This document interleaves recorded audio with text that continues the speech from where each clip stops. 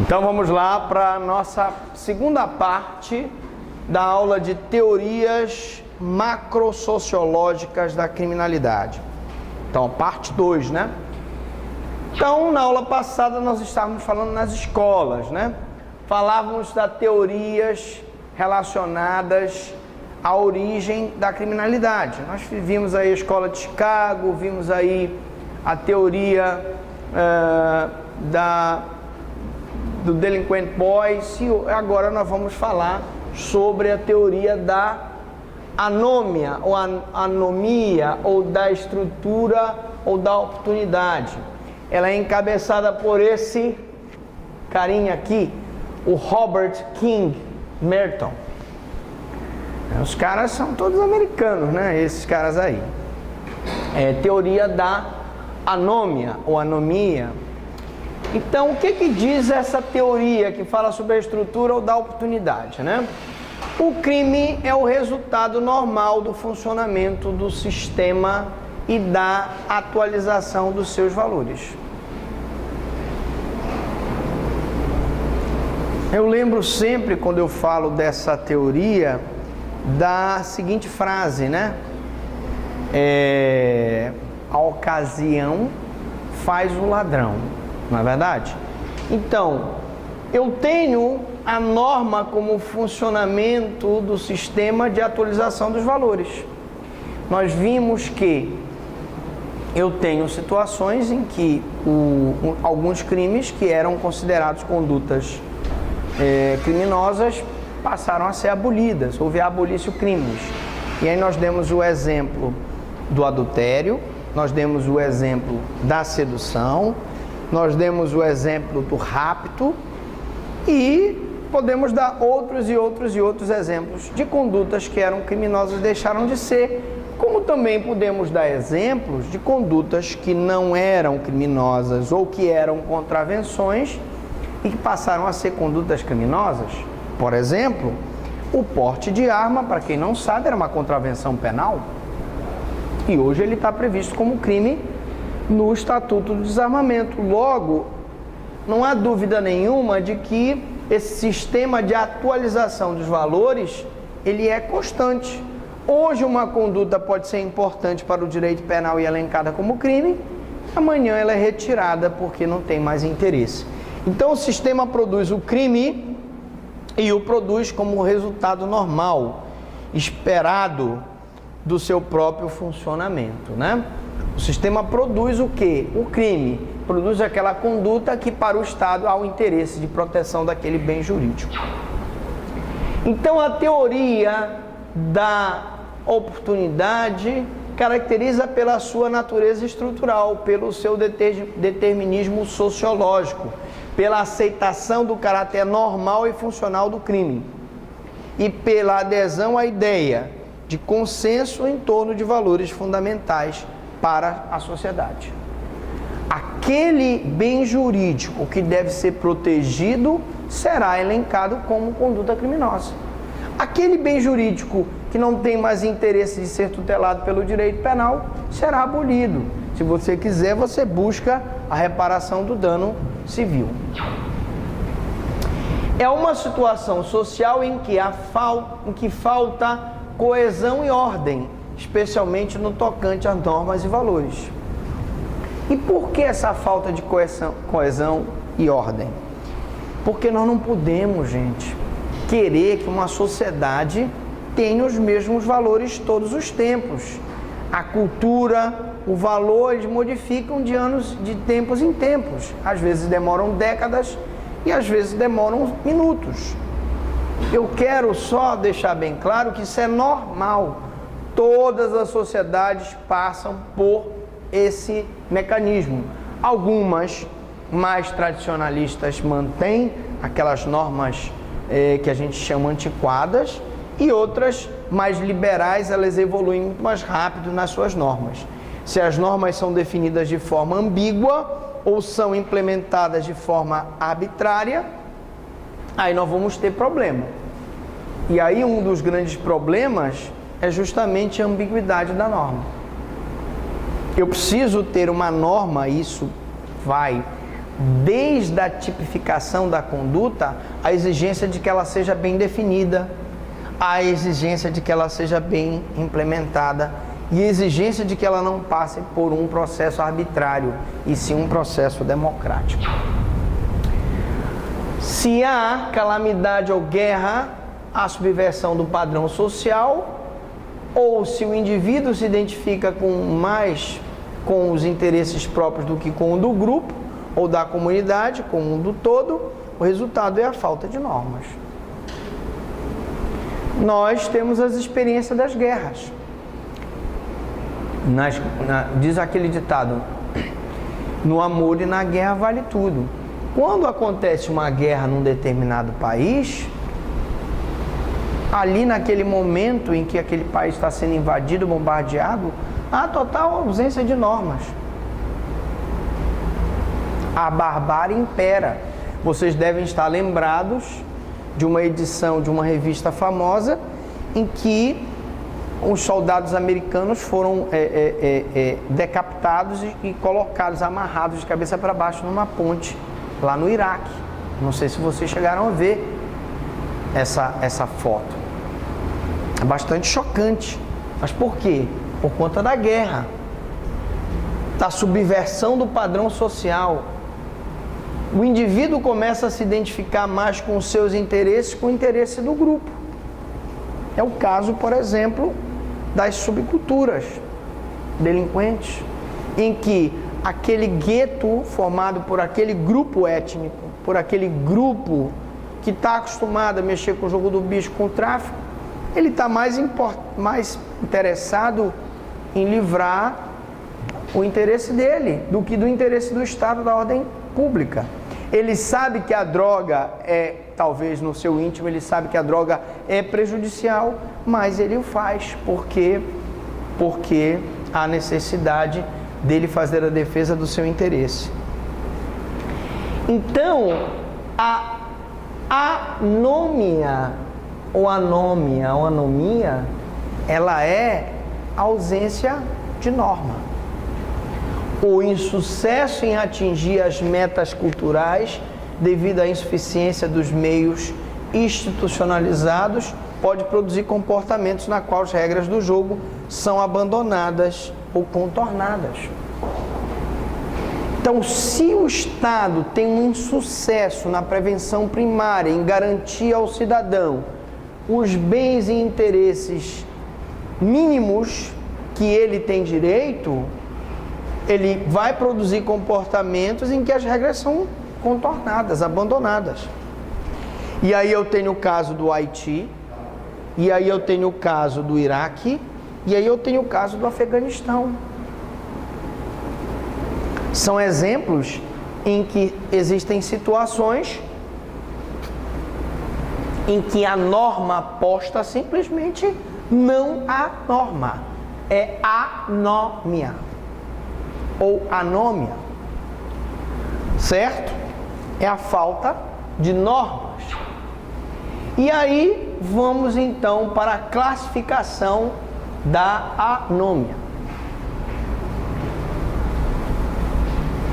Meios de adaptação, metas culturais e meios institucionalizados. Olha só. Eu tenho o comportamento de conformidade, de inovação, de ritualismo e de evasão e de rebelião. Funciona da seguinte forma: se o Estado consegue realizar as metas culturais e realizar as suas metas institucionais com políticas públicas que garantam à população os direitos e garantias que eles têm direito, nós vamos ter um comportamento de conformidade, em que, pela teoria da anômia, a população aceita os meios institucionais para as metas culturais. Tá tudo bem? E aí nós temos exemplos de estados de bem-estar social. Poderia citar a Noruega, a Suécia, a Dinamarca, poderia citar a Nova Zelândia, poderia citar o Canadá, em que o Estado consegue realizar as metas culturais, consegue realizar as metas institucionais. Bom, mas aí há um problema nos meios institucionais, mas mesmo assim o Estado consegue pelo menos realizar as metas culturais. Como ele não realiza os meios institucionais e faltam ou são omissas determinadas políticas públicas que garantem os direitos fundamentais do cidadão, eu tenho, pela nome, um comportamento de inovação, em que ele aceita as metas culturais, porque elas estão sendo realizadas, mas não os meios institucionalizados. Por exemplo, onde o Estado não se faz presente com a urbanização, a pessoa tem a tendência de construir calçada fora do meio-fio, o imóvel dele não respeita o plano diretor do município, porque simplesmente os meios institucionalizados faltam. Imagine, por exemplo, que eu tivesse uma falha nas metas culturais, mas eu tivesse meios institucionalizados funcionando, beleza. Aí eu teria, pela nômia, o ritualismo, em que o povo vê com descaso o atendimento das metas socialmente dominantes. Porque eu tenho políticas públicas, mas não tenho metas culturais. O que seriam metas culturais, professor Franklin? Quando a China decidiu fazer os Jogos Olímpicos, houve uma meta cultural. O governo estipulou para toda a sociedade mecanismos de metas culturais, não só para os esportes, para que eles chineses pudessem ser vencedores nas competições, mas até o próprio comportamento do povo na época de realização da Olimpíada. Como o povo deveria se comportar, como deveria ser aquela meta, como o Estado conseguiu impor aquela meta. Agora, quando não há só os meios institucionalizados e não há uma meta cultural, eu tenho o que nós podemos chamar do conformado. Só que está conformado ali. Ele não está satisfeito, porque ele não tem metas culturais, mas ele está conformado. Agora, quando eu não tenho nem metas culturais e nem metas institucionalizadas, eu tenho a evasão, que é o ato de evadir-se, fugir. São as párias, os mendigos, os bêbados, os drogados. O cara não tem nem acesso aos meios institucionalizados e não tem nem acesso a metas culturais, então ele vira um pária, ele vira um hippie, ele vira um mendigo, ele vira um bêbado, ele vira um drogado. Para ele nada interessa, ele não tem compromisso com metas institucionais nem com metas culturais, tá? E no último momento, se eu tenho mais ou menos metas culturais e mais ou menos meios institucionalizados, eu tenho a rebelião, que é a rejeição das metas e dos meios, tanto das metas culturais quanto dos meios institucionalizados. Então, o que o Estado tem que buscar? O Estado tem que buscar a conformidade, mas ele tem que estimular a inovação. Ele até pode estimular o ritualismo, mas nunca ele pode dar ensejo à evasão e nem à rebelião. Porque a evasão gera a marginalização daquela pessoa e a rebelião gera as guerras civis, as guerras, as revoluções, etc. Interessante esse quadro, né? Bom, agora vamos falar da teoria da associação diferencial do Edwin Sutherland. O Edwin Sutherland escreveu sobre White Collar Crimes. Quem não sabe o que é White Collar? Alguém sabe o que é White Collar? Crime do colarinho branco. Muito bem. Então, o nosso Edwin Sutherland falou da teoria da associação diferencial. É a aprendizagem de alguns tipos de comportamento desviante que requerem conhecimentos especializados e habilidade, bem como inclinação de tirar proveito de oportunidade para usá-los de maneira desviante. E aí, senhores, eu poderia dar vários exemplos do que é a teoria da associação diferencial. A máfia italiana, a máfia russa, né? A máfia japonesa. Eu poderia dar o exemplo das Farc, lá na Colômbia. Alguém poderia me dar um exemplo, já que eu dei os primeiros exemplos? Vamos lá. A próprio Oi? Podem dar o exemplo do... Toda vez que eu tenho uma associação diferencial, né? E que... Hein? O esquema no carro. Poderia ser o Petrolão, poderia ser o Mensalão. Todo que é relacionado a crime de lavagem de dinheiro, crime contra o sistema financeiro, ou seja, crimes que ensejam colarinho branco, estão incluídos na teoria da associação diferencial, tá? Onde os elementos, componentes dessa associação, eles aprendem tipos de comportamento desviantes. Então, o mafioso, e aí vamos falar um pouco da máfia italiana, ele tem um conjunto de regras que ele tem que respeitar.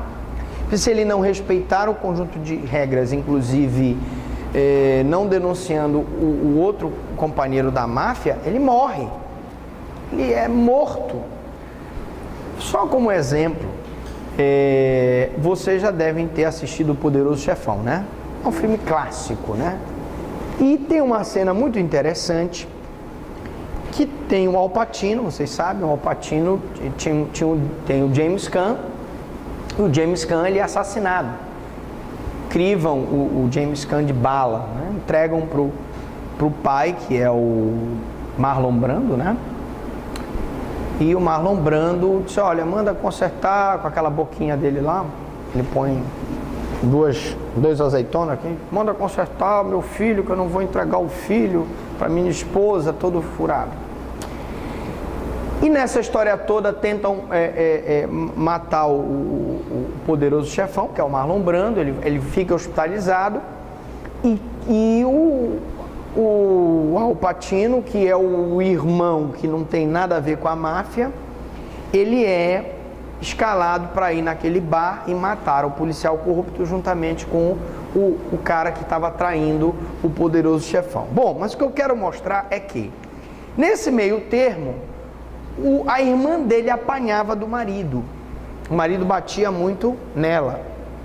E a família já não estava muito satisfeita com essa situação. Mas como era irmã e eles eram casados, nada se fazia.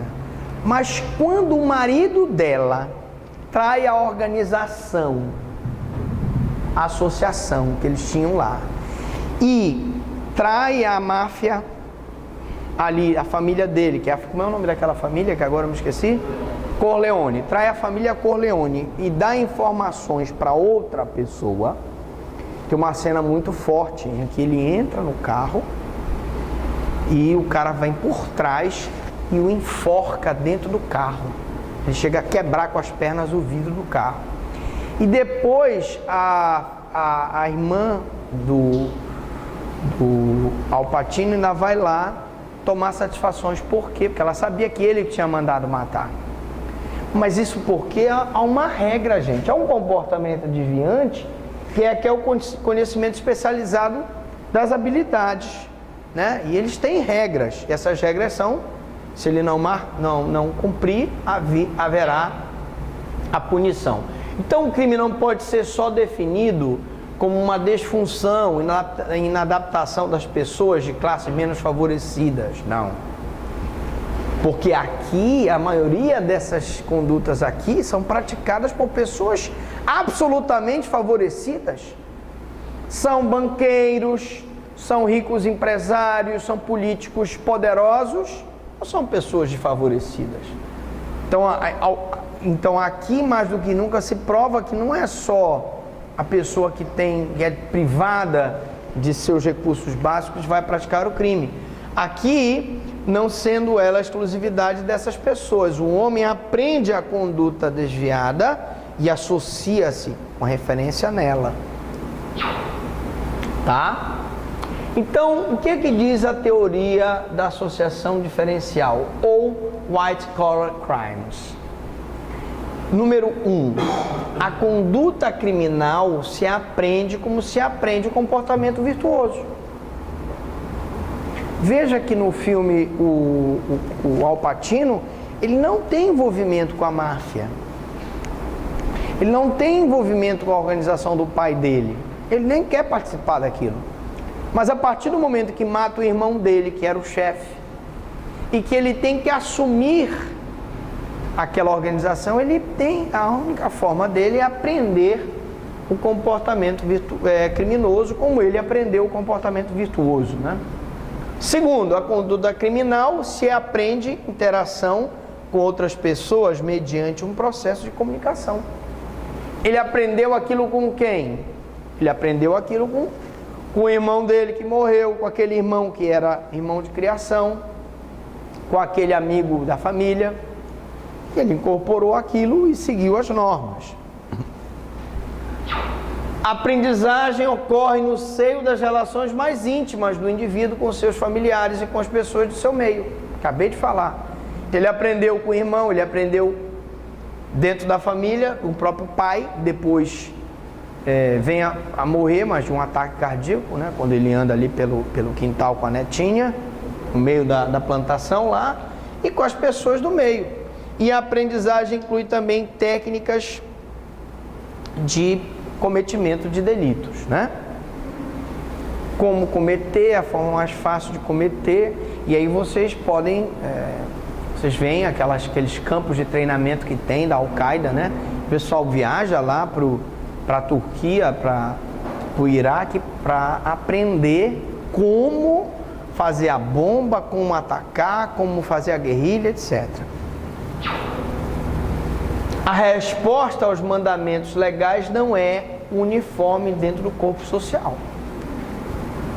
Uns obedecem, simplesmente se curvam, e outros querem enveredar pelo caminho da criminalidade. Uma pessoa se converte em delinquente quando as definições favoráveis à violação da lei superam as desfavoráveis. Por isso que o crime tem que não compensar. Quando o crime começar a compensar para essa organização criminosa, para esses políticos do colarinho branco, para esses banqueiros, para esses ricos empresários, não tem como eles saírem dessa prática. Só vão começar a sair se a punição for efetiva, se o prejuízo for maior do que o lucro. Contatos duradouros têm maior influência pedagógica do que outros fugazes. E aí o contato duradouro daquela pessoa que não faz parte de uma organização criminosa, mas que ele tem um contato com uma pessoa que é do crime, pode influenciá-lo mais do que aquele contato fugaz com os órgãos que representam o Estado. O crime se aprende e não se imita. O crime se aprende. A pessoa aprende a praticar o crime. E o crime e a conduta adequada são expressões que devem ser utilizadas nesse cotidiano do white collar crimes. Bora agora falar da nova criminologia.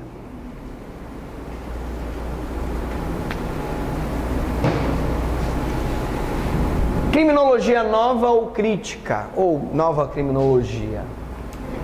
Então, a criminologia nova também estuda a sociedade criminógena, mas em outra perspectiva. Ao indagar as causas do crime, pesquisa a reação social. Por que determinadas pessoas são tratadas como criminosas? Esse que é a pedra de toque da nova criminologia. Nós vimos que a criminologia antiga, ela tinha como objetivo o estudo do crime. A moderna criminologia, ou criminologia crítica, ela quer saber por que determinadas pessoas são tratadas como criminosas. Quais as consequências dessa seleção natural do criminoso? Como ela é efetivada? São perguntas que são feitas. Então eu vou ampliar assim um campo de investigação para abranger as instâncias de controle como fator criminógeno. As leis, a polícia, o Ministério Público e os órgãos do Poder Judiciário. Ainda segundo os doutrinadores, representam esta via de explicação do problema do crime. Criminologia crítica. Vamos então agora entrar na teoria do etiquetamento, rotulação, reação social, que é o Erving Goffman e Howard Becker. Essa teoria está sendo colocada aqui porque quando eu falo de etiquetamento ou rotulação, estou relacionando a nova criminologia crítica, que diz que, em linhas gerais, existem determinados grupos de pessoas que são tratados como criminosos. E vem a teoria do etiquetamento e diz, segundo Becker, os grupos sociais criam os desvios ao fazerem as regras cuja infração constitui o desvio. São os próprios grupos sociais que criam quais as condutas desviantes. É o grupo social que diz o que é crime e o que não é. E, ao aplicarem tais regras a certas pessoas em particular, qualificando-as como marginais, elas estão, na verdade, rotulando, etiquetando, colocando um carimbo naquela pessoa e segregando aquela pessoa do meio social. Nós vamos entender, se nós analisarmos, quando nós falarmos da teoria do abolicionismo. O abolicionismo, ele prega a total extirpação das normas penais. Como assim, professor Franklin? Ele diz que eu tenho que tirar todas as normas penais e quando houver um conflito, eu resolveria esse conflito através de mediação. Justamente porque, segundo o Becker, quando eu puno uma pessoa e essa pessoa vai para o cárcere, tem todo o mecanismo de punição estatal e punição social que vai rotular, quiçá para sempre, aquela pessoa como supostamente criminoso. Então, o desvio primário, que é a primeira ação delitiva do sujeito, que pode ter como fim resolver alguma necessidade, às vezes a pessoa rouba carne, rouba um pote de margarina, uma lata de leite ninho no supermercado por uma questão de necessidade. Por exemplo, necessidade econômica, ou produz-se para acomodar sua conduta às expectativas de determinado grupo social. E na hora em que tu prendes aquela empregada doméstica que roubou um pote de margarina, roubou uma lata de leite ninho, e coloca ela no cárcere, ela passa vários dias presa, será que tu estás fazendo justiça com ela?